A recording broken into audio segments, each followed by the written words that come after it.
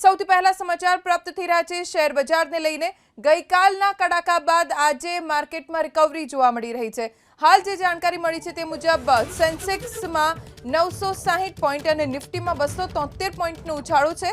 931 પોઈન્ટના ઉછાળા સાથે સેન્સેક્સ 79690ની સપાટીએ તો 273 પોઈન્ટના ઉછાળા સાથે નિફ્ટી 24293ની સપાટીએ પહોંચ્યું છે।